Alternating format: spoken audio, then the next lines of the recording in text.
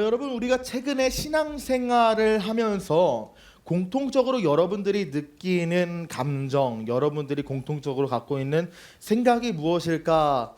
제가 곰곰이 묵상을 하다가 한 가지가 존재하겠더라고요. 그것은 믿음을 지키면서 이 땅을 살아가는 일이 점점 어려워지고 있구나. 이것을 여러분이 우리가 공통적으로 생각하고 있지 않을까? 제가 이번 주에 묵상이 됐습니다. 우리의 믿음을 흔들고 깎아내리고 결국 무너뜨리려 하는 세상의 여러 압력과 공격이 날이 갈수록 거세지고 있기 때문에 우리 신앙 이게 참 지키기 어려운 것 같아요. 뭐 경제를 봐도 그렇고요, 정치적인 상황을 봐도 그렇고요, 사회에서 보이는 기독교의 이미지를 봐도 우리가 예수를 믿고 그리고 그 신앙을 고백하며 그 신앙을 유지하며 지키는 것이 너무도 어렵게 느껴집니다. 하나님 없이도 충분히 살 수 있다고 말하는 세상의 가치관, 끊임없이 우리의 마음을 분산시키고 하나님으로부터 멀어지게 만들고 있습니다. 이렇게 우리가 매일매일 하루를 살아가고 있는데 마치 어떤 모습과 같느냐 했을 때 촛불이 바람 앞에서 약해지는 이미지가 연상이 되더라고요. 이 땅을 살아가는 우리의 마음속에 믿음의 빛이 점점 흔들리고 세미해지는 것처럼 느껴질 때가 있습니다. 처음 하나님을 만났을 때 내가 가졌던 뜨거움들, 내가 처음 하나님을 알게 됐을 때 가졌던 설렘과 기대감은 온데간데 없고 시간이 지나면서 세상의 압력과 현실에 굴복하면서 우리의 믿음이 약해지는 것처럼 느껴져요. 그럼에도 불구하고 우리는 믿음을 지키기 위해 날마다 분투합니다. 여러분들께서 어떤 마음으로 각자 이 예배에 나오셨는지 제가 다 알지는 못하지만 어쨌든 한 가지 마음 공통적인 게 있다면 그럼에도 불구하고 이 신앙 유지하고 지켜보겠다고 하는 1%의 마음이라도 있기 때문에 오늘 이 예배에 나온 것 아니겠어요? 우리는 지금 믿음을 지키기 위해 날마다 분투하고 있습니다. 오늘 본문에서 사도 바울은 말이죠, 이 분투의 정체를 분명하고 정확하게 밝히는데 뭐라고 밝히고 있습니까? 지금 우리가 살아가고 있는 삶의 현장, 모든 삶이 영적인 전쟁이라고 우리에게 말하고 있어요. 그렇다면 우리가 우리의 삶이 영적 전쟁이라고 했을 때 한 가지 생각이 들죠. 이 전쟁을 어떻게 치르고 어떻게 감당하고 어떻게 이겨내야 할까? 저는 오늘 여러분과 세 가지를 나눠보려고 합니다. 첫 번째로 믿음을 지키기 위해서 왜 영적 전쟁이 필요한지, 이 영적 전쟁의 이유에 대해서 함께 나눌 겁니다. 그리고 두 번째로 전쟁을 싸워 이기기 위해서는 무기가 필요하죠. 영적 전쟁의 무기에 대해서 말할 거고요. 세 번째로는 전쟁에서 무기만큼이나 중요한 것이 전술입니다. 이 영적 전쟁의 전술에 대해서 나누면서 오늘 이 하나님의 말씀의 능력을 우리가 풍성하게 경험하길 원해요.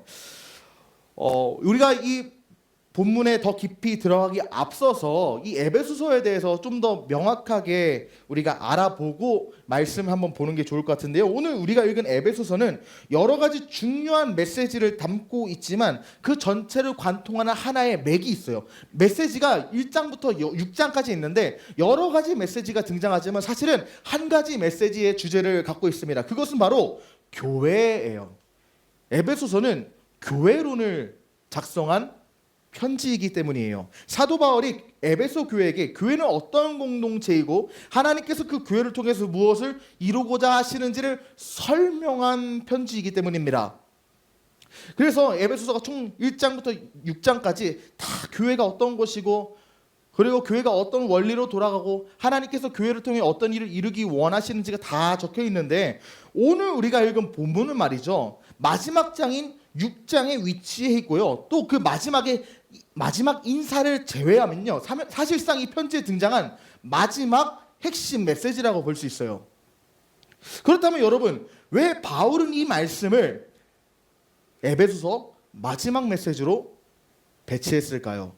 여러분이 한번 편지 써본 경험이 있으십니까? 연인이 될 수도 있고 뭐 학교에서 학창 시절 때 부모님한테 편지 쓰기 이런 활동도 간혹가다 했기 때문에 한 번쯤은 쓰셨을 거라고 생각하는데 보통 정말 중요한 편지를 쓴다고 하면 마지막에 쓰는 이야기가 무엇인가요?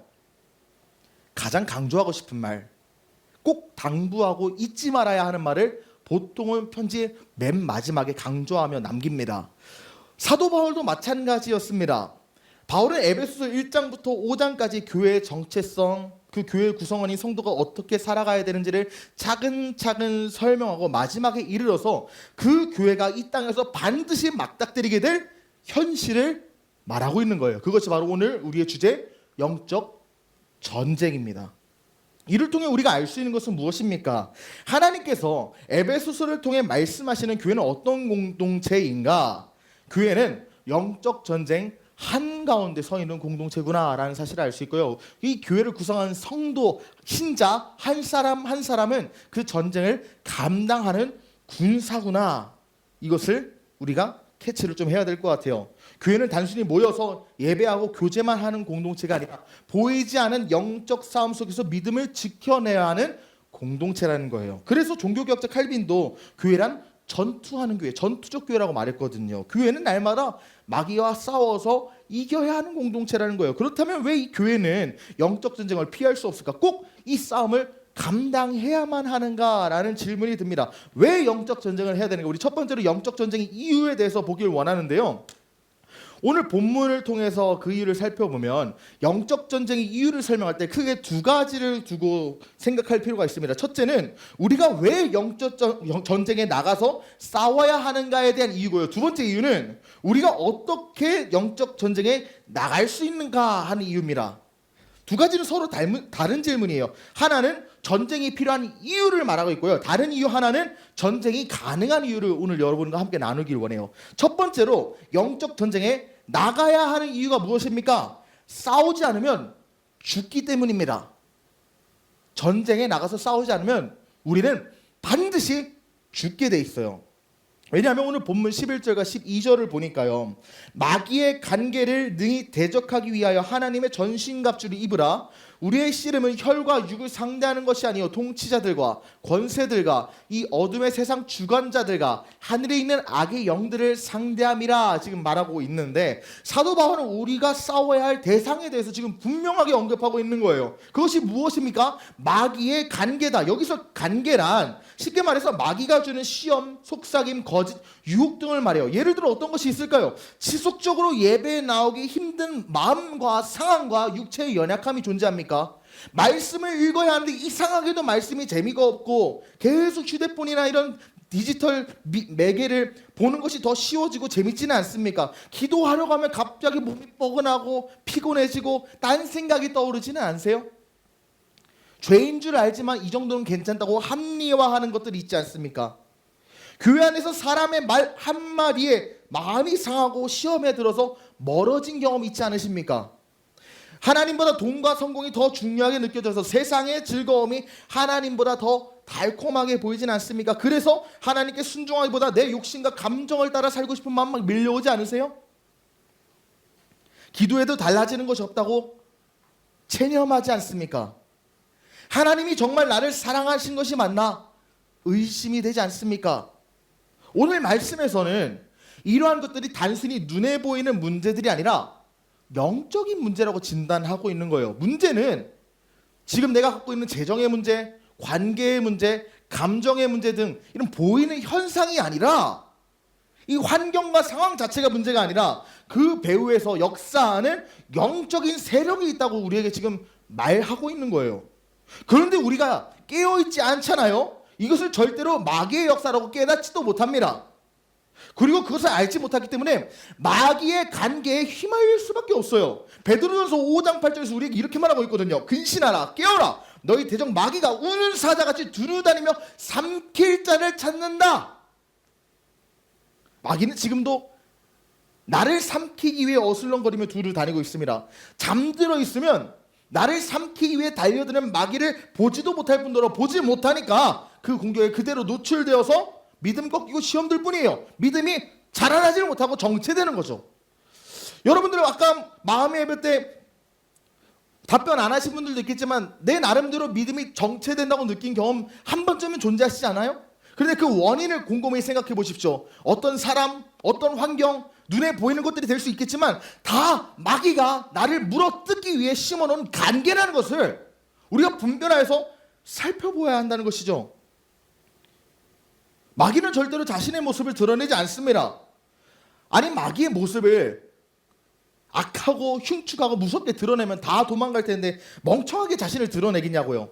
깨어있지 않으면 절대로 마귀 역사인지 알지도 못한다니까요. 그래서 마귀와 악한 영들이 사용하는 가장 교묘한 전략 가운데 하나가 무엇인지 아세요? 우리의 시선을 본질이 아닌 비본질적인 것에 두게 만드는 거예요.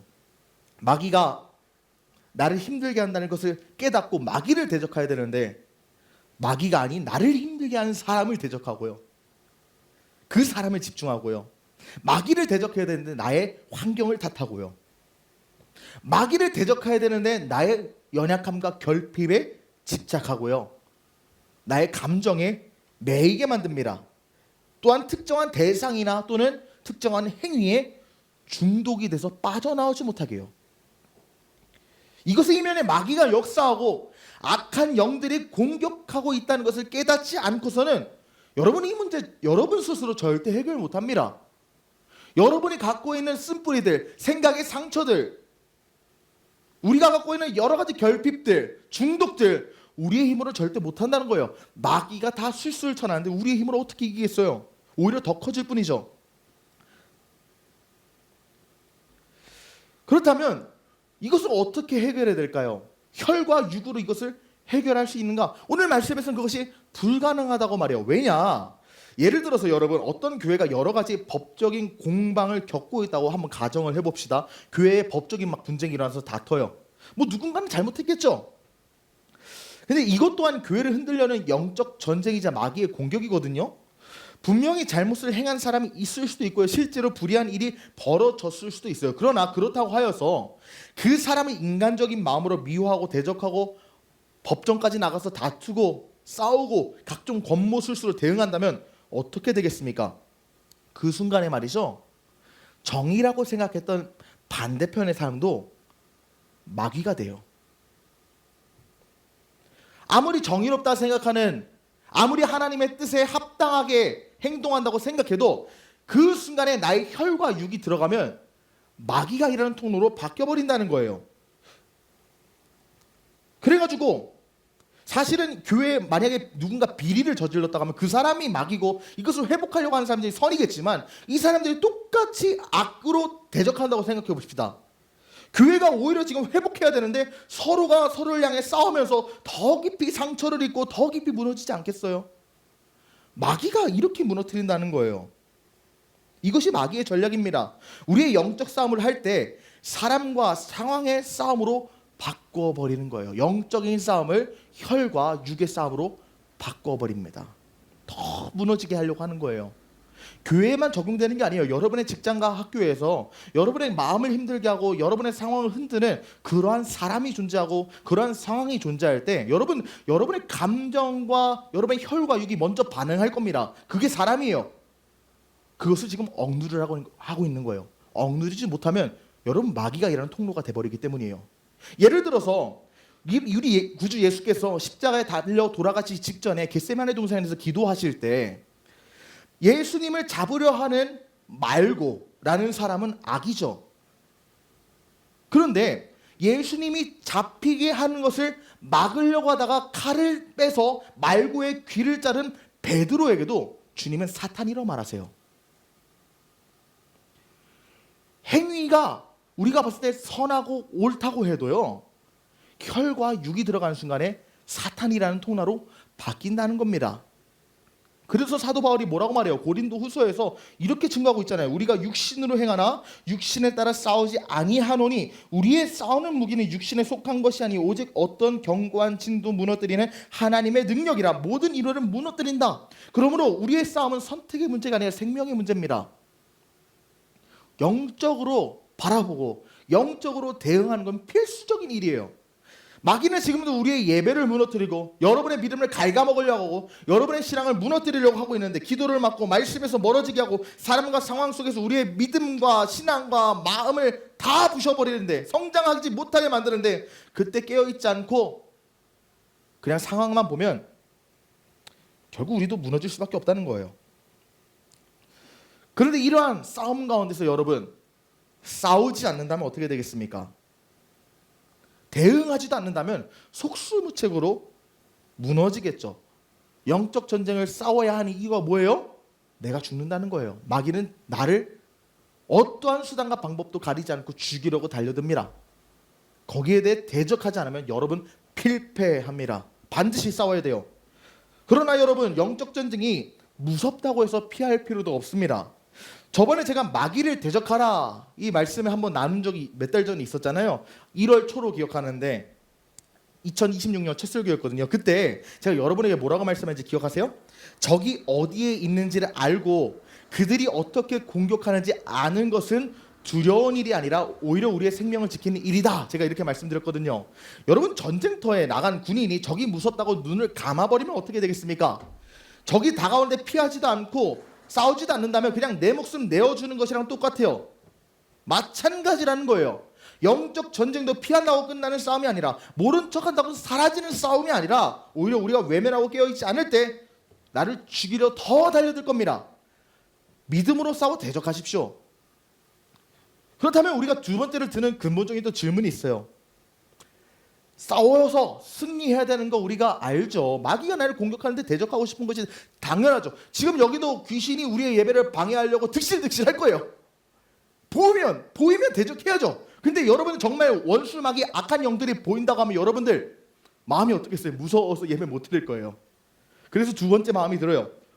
어떤 이유입니까? 영적 전쟁에 나갈 수 있는 이유를 우리가 좀 봐야 될 것 같아요. 두렵거든요. 영적 전쟁에 나가서 아무리 승리한다고 제가 말씀을 드려도 그냥 가스라이팅처럼 느껴질 뿐이지 절대 와닿지 않거든요. 그렇다면 우리가 영적 전쟁에 나갈 수 있는 이유는 뭡니까? 우리에게 이미 싸울 수 있는 능력이 부여됐다. 이것을 우리가 기억해야 된다는 거예요. 하나님은 우리에게 영적 전쟁을 명하셨는데 그냥 알아서 싸우고 명령만 하고 내팽개치지 않기 때문이에요. 오늘 본문의 첫 구절 10절을 보니까 끝으로 너희가 주 안에서와 그의 힘의 능력으로 강건하여진단 말이에요. 하나님께서 영적 전쟁을 명하시기 이전에 먼저 우리에게 강건할 것을, 강건하고 능력을 받을 것을 명하시고 허락하셨다는 거예요. 어떻게 우리가 강건하여 전쟁터에 나갈 수 있는 자로 변모가 될까? 우리 한 가지 이야기를 한번 좀 생각해 보기 원하는데요. 여러분, 저는 어릴 적부터 운동을 좋아하지 않았습니다. 지금 몸뚱아리 보십시오. 좋아하는 몸뚱아리가 아니죠. 좋아하지도 않았고 잘하지도 못했어요. 그래서 그런지 저는 초등학교 때부터, 초등학교 저학년 때까지는 안 그랬는데 한 3학년 4학년 때부터 이 체육 시간이 점점 깊이가 되더라고요. 왜냐하면 처음부터 막 싫어하고 혐오했던 건 아닌데 나랑 친구들이랑 격차가 나니까 하기가 싫었어요. 그렇다고 뭐 저를 놀리거나 왕따 시킨 적 없어요. 뭐 왕따 당할 얼굴이 아니잖아요. 했으면 했지, 안 했습니다. 근데 그래가지고 체육 시간이 막 깊이가 되는데, 그 체육이 막 예를 들어서 수요일에 있다면 화요일 밤부터 막 떨리는 거예요. 가기가 싫어가지고. 그래서 제가 중고등학교 때는 그냥 약간 까져가지고 꾀병 부리고 참석도 안 한 적도 좀 있었어요. 가기가 싫어가지고. 그만큼 제가 운동과는 거리가 먼 사람이었고 움직이는 거는 좋아하지만 익사이팅한 걸 별로 안 좋아했단 말이에요. 그리고 저는 지금도 제가 취미가 좀 등산하고 이런 건 좋아요. 좀 서정적이잖아요. 서정적인 스포츠는 좋아하는데 역동적인 거 지금도 너무 진절머리라고 싫습니다. 그런데 만약에 그랬던 저의 학창 시절에 장래의 희망이 만약에 군인이었다면 여러분 이해가 되십니까? 아마 다들 고개를 갸웃거리겠죠. 야, 뭐 저런 상태로 군인을 한다고? 야, 중국이 쳐들어오면 니 때문에 죽겠다 이런 생각이 들잖아요. 솔직히 말해서 군인이라는 꿈을 만약에 가졌다고 해도 이해가 안 되고, 진짜 제가 그 꿈을 가졌다고 해도 체력 테스트를 보자마자 바닥났을 겁니다. 다행히도 제 꿈이 군인은 아니었고 쭉 목회자의 꿈이었는데, 제가 목회자의 꿈을 갖고 있었으니까 신학교에 입학했잖아요. 그런데 얼마 지나지 않아 한 가지 통지 서류가 날라오더라고요. 병무청에서 신체 검사 받으라고 통지서가 날라왔습니다. 그리고 그 서류대로 병무청에 가서 신체 검사를 받으니까 결과가 현역으로 떠요. 여러분, 제가 이거를 왜 말씀드렸냐? 여러분, 군에 자원하는 사람은 말이죠, 능력과 여러 가지 준비가 되어 있어야 자원할 수 있어요. 군에 자원이 있다는 사람은 능력이 있어야 자원한다고요. 저는 자격 조건이 되지 않으니까 제가 만약에 장교를 지원했다면 절대로 군대에 들어가지 못했을 겁니다. 그런데 군대로부터 먼저 부름을 받은 사람은 달라요. 비록 지금은 군인으로서 능력이 부족하다 하더라도 우리가 지금 훈련시켜서 너를 군인으로 개조시킬 때니까 일단 들어오라고 부르는 겁니다. 여러분, 영적 전쟁이 이와 같습니다. 하나님께서는 말이죠, 우리가 하나님의 나라의 군사를 부르셨는데 그분께서 나를 주의 군사를 부르셨다는 것은 우리가 충분한 자격과 능력을 갖추었기 때문에 부른 게 아니라 내가 너를 훈련시키고 끝까지 책임져서 군사로 빚어갈 테니까 네 몸만 와라, 내가 너를 군사 삼을 거야 말씀하시는 거예요. 우리를 군사로 만드는 건 병무청이 알아서 할 역할이잖아요. 하나님이 우리를 주의 군사로 빚어 가신다는 겁니다. 그렇기 때문에 우리 스스로를 돌아볼 때 우리가 영적 전쟁을 감당하기에 부족하고 연약한 건 사실이죠. 그러나 중요한 것은 내가 어떤 사람이냐가 아니라 나를 부르신 분이 누구냐, 이것에 우리가 좀 더 포커스를 맞춰야 되지 않겠습니까? 하나님께서 우리를 부르셨다면 하나님께서 우리를 훈련시키시고 하나님께서 우리를 군인으로 개조해 가십니다. 하나님은 이미 완성된 군사를 찾으시는 분이 아니라 군사를 만들어 가시는 하나님이기 때문이에요. 이 사실을 가장 극적으로 보여주는 장면이 에스겔서에 나옵니다. 하나님께서 에스겔 선지자를 한 골짜기를 부르셨는데 그것에 무엇이 있었어요? 마른 뼈밖에 없었어요. 말라 비떨어져서 핏줄조차 힘줄조차 없는 뼈들이 있었는데 그 뼈들 가운데 하나님의 생기, 야훼의 생기, 즉 성령이 임하시자 어떤 일이 일어나는가, 이에 내가 그 명령대로 대언하였더니 생기가 그들에게 들어가매 그들이 곧 살아나서 일어났었는데 극히 큰 군대가 됐다고 말하고 있습니다. 완전히 죽어있던 뼈들조차 성령이 임하시니까 하나님의 군대로 일어섰다는 거예요. 여러분의 삶의 처지가 마른 뼈같이 비틀어지고 아무런 생기도 없고 능력도 없을지라도 성령이 임하시면 우리는 영적 전쟁 능히 승리할 수 있는 군대로 바뀐다는 것입니다. 하나님께서 여러분에게 영적 전쟁에 나갈 능력을 이미 허락하셨다는 거예요.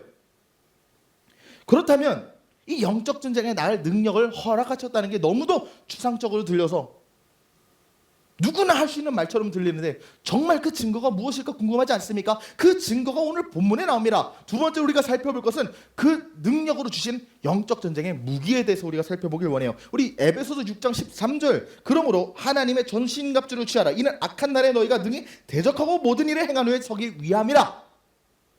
여러분, 군인은 아무런 무기 없이 전쟁터에 보내지지 않습니다. 국가는 군인에게 싸울 무기를 지급하고 그것을 사용할 수 있도록 훈련시켜요.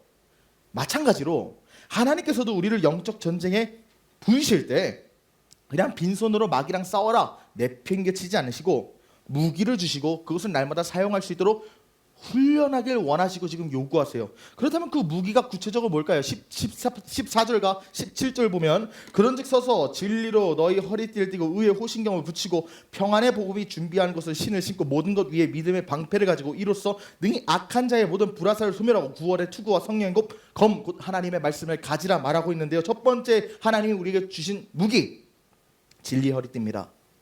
여러분, 우리가 입는 옷은 대부분 상의와 하의가 나눠져 있어요.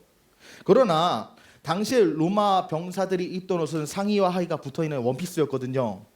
그래가지고 이 원피스를 입은 채 전쟁터에 여러분 한번 나가보세요. 제가 원피스를 입은 적은 없지만 그 가운을 입고 안 띄어지더라고요. 원피스랑 비슷하잖아요. 여러분, 전쟁터에 나갈 때 이 원피스를 입었기 때문에 제일 먼저 하는 게 허리띠를 졸라매는 겁니다. 왜냐하면 옷이 연결돼 있다 보니까 때로는 밟혀서 넘어지기도 하고 이 허리에 혁대가, 이 허리띠가 없으니까 힘을 못 주는 거예요. 그래서 병사가 전쟁터에 나가기 전에 제일 먼저 하는 것이 이 허리띠를 매는 거였는데 오늘 본문에서 진리로 허리띠를 매라는 것은 구체적으로 무엇을 의미합니까? 여러분, 하나님의 말씀을 막연하게 믿고 덮어놓고 믿고 있지 않습니까? 여러분이 믿는 하나님은 어떤 분이세요? 구체적으로 그분은 나에게 어떤 하나님으로 새겨졌습니까? 그냥 믿으라니까 믿는 거죠. 어릴 때부터 교회 나왔으니까 그냥 교회 다니는 거야. 이 정도 차원으로 예수 믿고 있지 않으세요? 그러면 진다는 거예요. 제대로 알라는 겁니다. 여러분이 만약에 하나님에 대해 잘못된 지식을 갖고 있잖아요. 전쟁에서 반드시 져요. 총무 목사님이 예전에 저에게 들려주셨던 예화 중에, 예화가 아니고 본인이 겪으셨던 이야기 중에 하나인데, 예전에 목회하셨을 때 여성분이 한 분 계셨는데 귀신 들린 거예요. 그래가지고 몇 달 동안 계속 기도해서 겨우 내쫓았어요. 그래서 귀신이 나가고 나서 어떤 경로를 통해서 이분한테 들어왔는지를 한번 상담을 통해서 추적을 해보니까 어떻게 들어왔냐면, 여러분들 우리가 예수님의 보혈을 강조하고 그 보혈을 찬양하고 보혈을 의지하잖아요. 예수님의 보혈을 강대상에서 목사님이 선포하셨는데 마귀가 귀를 막아서 이상하게 들리게 해서 실제로 내 피를 내야 된다 이렇게 알아듣게 해서 자해를 하면서 피를 냈던 거예요. 교회를 다니면서. 그 경로를 통해서 마귀 역사하고 귀신이 들어왔더라고요. 여러분들 이것을 통해서 볼 수 있는 것이 무엇입니까? 단순히 교회 나오고 예수님을 믿는 것도 중요하지만 더 나아가서 어떻게 믿느냐가 너무도 중요한 거예요. 하나님에 대한 왜곡된 지식을 갖고 거짓된 하나님을 믿잖아요. 마귀가 그것을 통해서 우리에게 틈타고 역사합니다. 제가 너무 극단적인 예시를 들었지만 사실은 우리 안에 가짜 하나님이 일부 하나하나씩 존재하지 않습니까? 내가 하나님을 갖고 있는 오해들, 하나님이 날 사랑하지 않는다는 정죄감들, 하나님이 나를 그렇게 신경 쓰지 않을 거라는 이러한 생각조차도 마귀가 역사하는 틈이 된다는 거예요. 그렇기 때문에 하나님에 대한 참된 지식을 갖고 하나님이 나를 사랑하시고 구원하셨다는 그것을, 그 진리를 붙드는 것이 우리 전쟁의 가장 먼저 시작이라고 볼 수 있는 거예요. 하나님이 언제 나에게 가장 선하고 좋은 것을 주시고 나를 구원하시고 나를 사랑하신다는 것을 알 때 영적 전쟁에서 승리할 수 있다는 겁니다. 그런데 그것을 어떻게 알아요? 무엇을 통해 알아요? 진리는 무엇입니까? 하나님의 말씀입니다. 말씀을 통해서 하나님을 확실히 배우고 확실히 아는 것이 우리 영적 전쟁의 시작이다. 그래서 한마디로 정의하자면 진리의 허리띠는 뭡니까? 말씀을 묵상하고 그 묵상한 말씀을 통해 확신하는 게 진리의 허리띠예요. 두 번째는 뭘까요? 의의 호신경을 말이에요. 호신경이 흉배, 가슴을 보호하는 갑옷인데 우리 몸에서 가장 중요한 장기들이 다 가슴 속에 있습니다. 심장, 폐 같은 생명에 직결된 장기들이 다 가슴에 있어요. 그래서 전쟁터에서 적의 칼이나 화살이 팔이나 다리를 스칠 수는 있어도 가슴 뚫리면 끝입니다. 그래서 호신경으로 다 가슴을 보호했는데 바울이 이 호신경에 대해서 의라고 말하는데 이게 무슨 말일까? 하나님께서 우리의 가장 연약한 부분을 덮으신다는 거예요. 우리는 여전히 연약합니다. 여전히 연약해서 넘어지고 실수도 합니다. 그러나 예수 그리스도 십자가로 말미암아 하나님께서 우리를 의롭다 하셨기 때문에 원수가 나를 향해 정죄한다 할지라도 난 무너지지 않는 거예요. 우리가 영적 전쟁에 나갈 때, 야, 네가 어디까지 죄진 거 내가 다 아는데, 네 방금까지 하나님 말씀 거역한 거 다 아는데 네가 뭔데 나를 대적해? 마귀가 나를 조롱하고 대적할 때, 아니 나는 하나님 앞에서 죄를 짓고 넘어지긴 하지만 그럼에도 불구하고 예수 그리스도 십자가 공로로 말미암아 의인이 된다. 그것을 붙들고 싸우라는 거예요. 마치 전쟁터에서 흉배를 붙인다고 해도, 호신경을 가슴에 붙인다고 해도 팔다리에 상처는 납니다.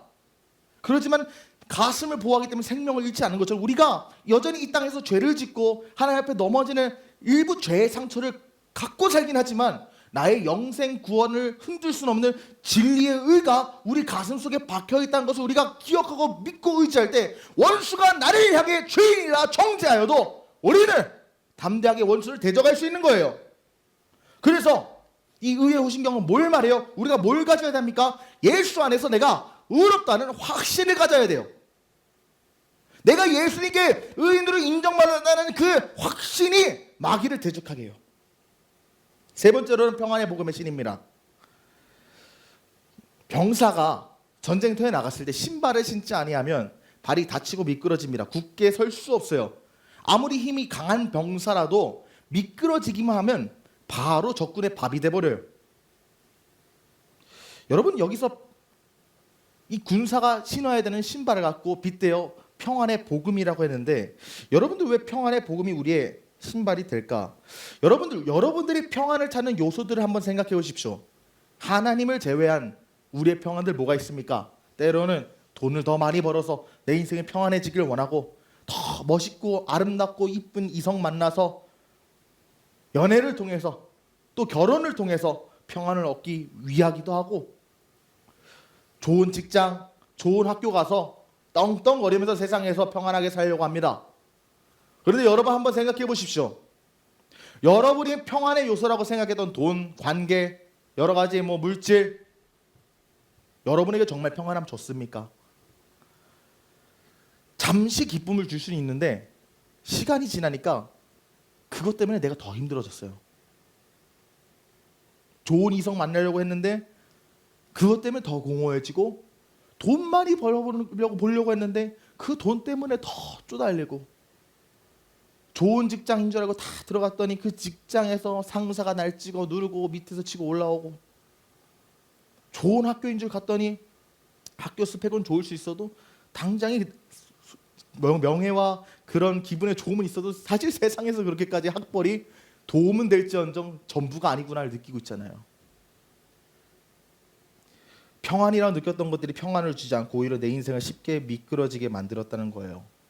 그런데 오늘 하나님 우리에게 뭐라고 말씀하시는 겁니까? 평안을 느낄 근거는 복음밖에 없다고 지금 말씀하시는 거예요.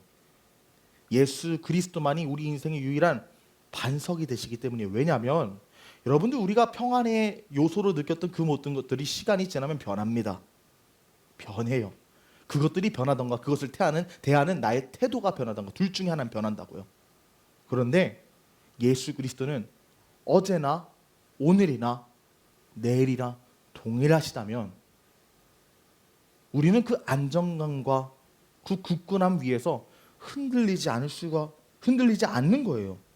세상이 흔들리고 상황이 어려워지지만 복음이 우리를 붙들기 때문에 넘어지지 않고 굳게 설 수 있다는 겁니다. 그래서 오늘 우리가 마귀를 대적하고 영적 전쟁에 승리하기 위해서 뭘 말씀하고 계십니까? 우리의 삶의 터전이 예수 그리스도 피 묻은 복음의 기초대에 서 있어야 된다.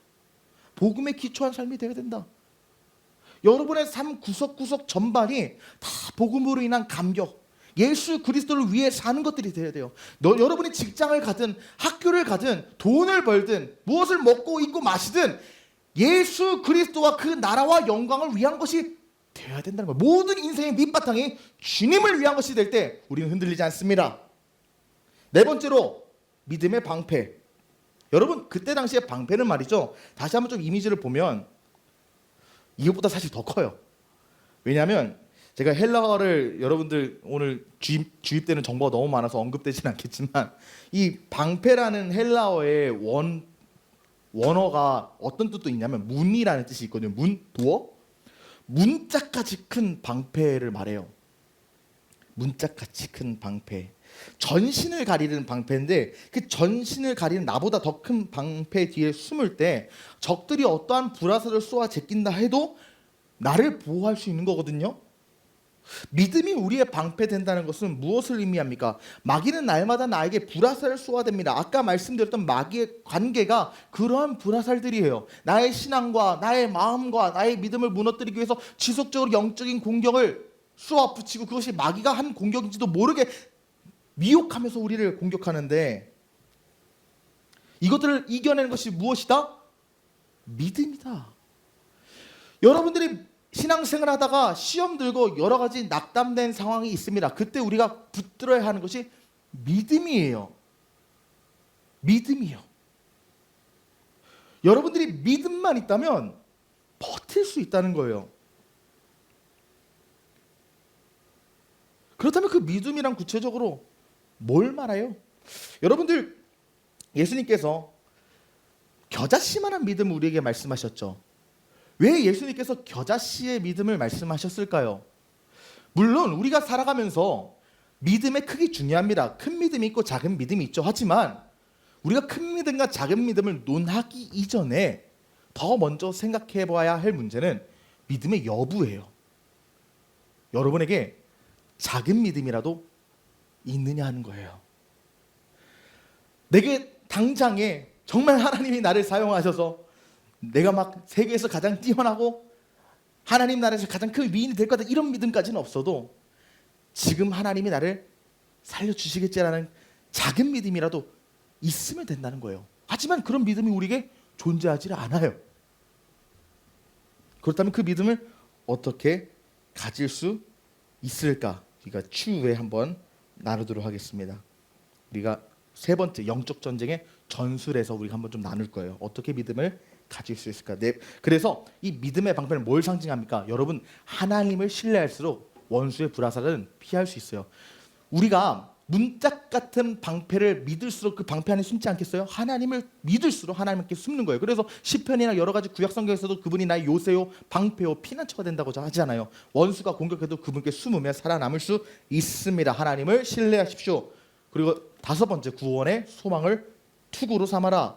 원문을 보면 구원의 투구가 아니라 구원의 소망의 투구라고 나오거든요. 이 말이 무엇을 의미할까 연구하다가 저희 서울에 남서울교회라고 있는데 거기 화정부 목사님이라는 분이 이 구원의 소망의 투구에 대해서 주례를 하시면서 이렇게 말씀하시더라고요. 의의 호심경, 우리가 앞서 다루던 의의 호심경이 우리의 정서를 지켜주는 영역이라면 구원의 투구는 우리의 지성을 지켜주는 영역이다. 이게 쉽게 말하면 무슨 말이냐면 의의 호심경은 우리가 죄짓고 넘어졌을지라도 다시 회개하고 그리스도 안에서 일어서고 회복할 수 있는 힘이 됩니다. 주 안에서 내가 의인으로 인정받는 것이 의의 호심경이에요. 구원의 투구는 말이죠, 영적 전쟁을 하다 보면 말이죠, 빨리 결과가 나타나지 않을 때가 있어요. 마귀가 떠나가는 것이 눈에 당장 보이지 않고 상황이 바뀌지 않는 것처럼 보일 때가 있다고요. 그때 우리 생각 속에, 우리의 마음 속에 낙심이 들어옵니다. 그러나 그때 구원의 소망의 투구를 쓴다는 것은 하나님이 지금 보이는 상황이 그렇지 않을지라도 반드시 승리하게 하신다는 소망을 품는 것을 말하는 거예요. 여러분이 신앙생활하면서 싸우고 있는 문제들이 있을 겁니다. 우리 청년의 때 가장 많이 갖고 있는 음란의 문제나 중독의 문제나 감정의 문제나 여러 가지 관계의 문제들이 있을 건데, 포기하지 않고 계속 싸우고 소망을 품는다면 하나님께서 반드시 나의 삶을 변화시키고 역사하신다는 거예요. 이것이 구원의 소망의 투구입니다. 제가 이번 주에 총무 목사님하고 좀 대화를 많이 하다가 목사님한테 그런 얘기를 했어요. 목사님, 제가 최근에 신대원에서 목사님 제자를 만났어요. 이거 말씀드렸거든요. 제가 신대원에서 목사님 제자를 만났거든요. 그분 이야기를 들어보니까 총무 목사님이 예전에 장로교에서 잠깐 사역하고 계실 때가 있었는데 그때 방황하던 청년이었더라고요. 그래서 목사님이 처음 신방할 때 왜 엄마한테 목사님 불렀냐고 막 따지고, 목사님이 인사도 제대로 못하고 신방이 뭐 파토가 났죠. 그랬던 분인데 계속 양육을 하면서 변화가 돼서 결국 신학교까지 왔어요. 총무 목사님 때문에 신학교 왔다고 저에게 말씀을 하시더라고요. 그래서 제가 총무 목사님한테 물어봤어요. 목사님, 그 영혼이 변화될 때까지 어떻게 참고 기다렸습니까? 제가 그냥 물어봤어요. 궁금해가지고. 근데 총무 목사님 저한테 하신 말씀이, 전사님, 그거 내가 하려고 하면 못 참지. 근데 하나님이 하신다는 걸 생각하면 그게 못 참을 게 있을까? 이렇게 말씀하시더라고요. 여러분이 갖고 있는 여러 가지 문제와 아픔들 여러분이 한다고 생각하니까 힘든 겁니다. 하나님께서 하신다는 믿음을 갖고 살아가십시오. 그러면 우린 소망할 수 있어요. 구원의 소망으로 방어하십시오. 마지막으로 볼 것은 성령의 검이에요. 하나님의 말씀이라고 하죠. 앞서 본 5가지 무기는 다 방어 무기입니다. 그런데 이것만 공격 무기예요. 성령의 검, 하나님 말씀. 성령은 말씀을 통해서 역사하신다는 거예요. 말씀을 아는 것이 진리의 허리띠라면 그 말씀을 입술로 선포하는 것이 성령의 검입니다. 말씀을 아는 것과 선포하는 것 두 개 다 필요하다는 거예요. 여러분들의 환경을 침체시키고 여러분을 낙담시키게 하는 여러 가지 마귀의 공격이 있을 때 방어하는 것도 중요하지만 공격해야 돼요. 전쟁을 이기기 위해서는 방어만 하지 않고 공격도 해야 되거든요. 여러분들 마귀가 나를 공격할 때 방어함과 동시에 그들을 말씀으로 대적하십시오. 하나님께서 우리에게 이미 이 성경을 통해서 여러 가지 오묘한 진리들을 허락하셨는데, 여러 가지 칼들을 허락하셨는데 왜 그 검을 뽑지는 않습니까? 여러분이 병들었을 때 병을 고치시는 하나님의 말씀을 선포하고, 여러분이 재정으로 힘들 때 재정에 복 주시는 하나님의 말씀을 입술을 시인하여 고백하고, 여러분의 상들이 뒤엉키고 힘들 때 우리의 상황을 구원하시는 하나님의 말씀을 입술을 시인하여 대적하십시오. 그러면 우리에게 구원의 빛이 임한다는 겁니다.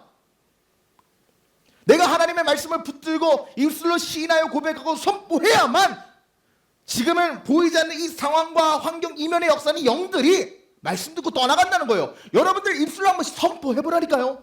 우리가 계속적으로 선포하면 되겠어라고 생각하고 안 해요. 하십시오. 말씀 선포하면 영적인 세계에 지각변동이 일어납니다. 나를 향해 불화살을 쏘는 마귀를 향해 내가 역으로 불화살을 쏴버리는 거예요. 믿음으로 승리하십시오. 그래서 말씀을 선포하여 대적하는 거예요. 그러나 여러분, 전쟁의 중요한 것은 무기뿐만이 아닙니다. 아무리 좋은 무기를 갖고 있어도 전술이 없으면 싸울 수가 없고 질 수밖에 없어요. 그리고 그 전술을 이끄는 탁월한 지휘관도 필요해요. 전술과 지휘관이 없으면 아무리 좋은 무기를 가져도 군대는 오합지졸되고 당나라 군대에서 필패합니다. 우리가 필승하기 위해서는 뭐가 필요합니까? 좋은 무기와 함께 좋은 전술이 필요합니다. 영적 전쟁 어떤 전술로 해야 되는가? 여러분, 전쟁은 혼자 싸울 수 없어요. 전쟁은 군사 한 사람이 싸우는 것이 아니라 군대 전체가 싸우는 거예요. 그렇기 때문에 우리가 영적 전쟁에서 사용해야 될 가장 중요한 전술은 뭡니까? 서로가 서로를 위해 중보하는 중보기도. 중보하는 게 우리의 전술이에요.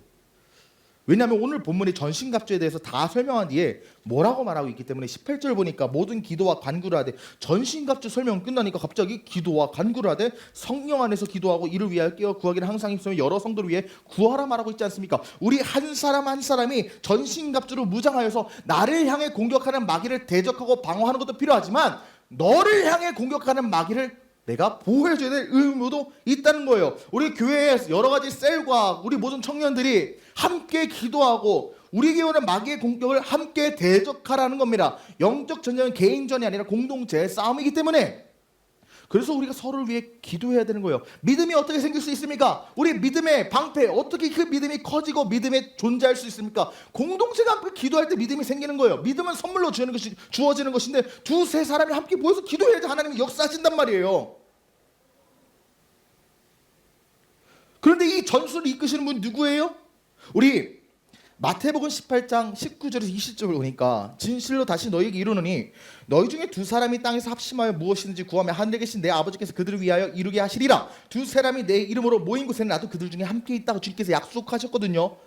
우리가 두세 사람이 모여서 함께 기도로 합심하여 마귀를 싸워 이길 때 그 전술을 지휘하는 분이 누구시다? 예수 그리스도라는 거예요. 두세 사람이 예수의 이름으로 모이면 예수께서 함께 하셔서 그 마귀를 예수가 내쫓으시는 거예요.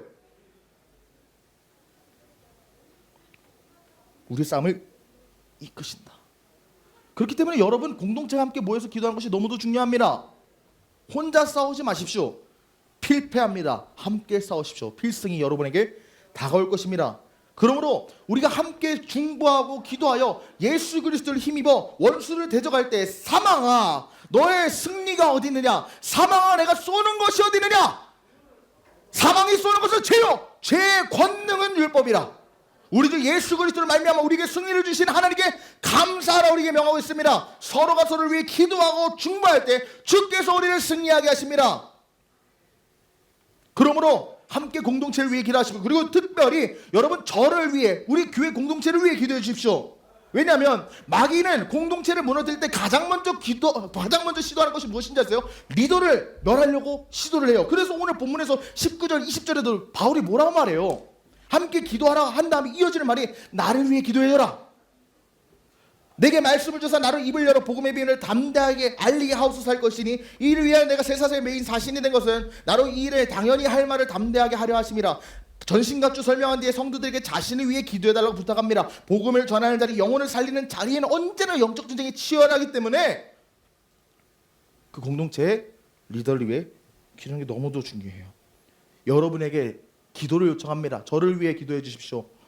제가 이 사역을 믿음 안에서 기쁨으로, 사랑으로, 충성으로 감당할 수 있도록 여러분의 기도를 부탁드립니다. 그 기도가 없이는 전 이 사역 감당 절대 못합니다. 하나님께서 여러분의 기도를 통해 능력을 부어주실 것이기 때문에 제가 이 사명을 감당하고 영광스러운 복음을 끝날까지 전할 수 있도록 기도해 주십시오. 그때 여러분의 기도의 응답이 저의 삶이 될 줄로 믿습니다. 말씀했습니다.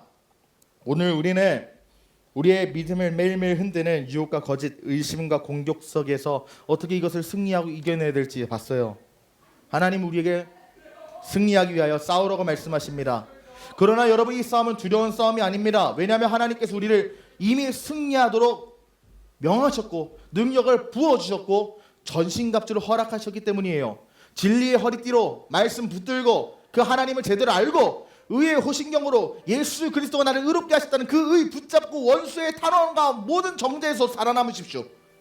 복음의 신발로 복음 위에 굳게 서서 예수 그리스도를 말미암아 평안한 인생을 살고, 믿음의 방패로 마귀 사탄이 나를 공격할 때 방어하십시오. 구원을 소망하는 투구로 끝까지 인내하고 성령의 검이 하나님의 말씀으로 여러분을 향해 공격하는 원수 쫓아내버리십시오.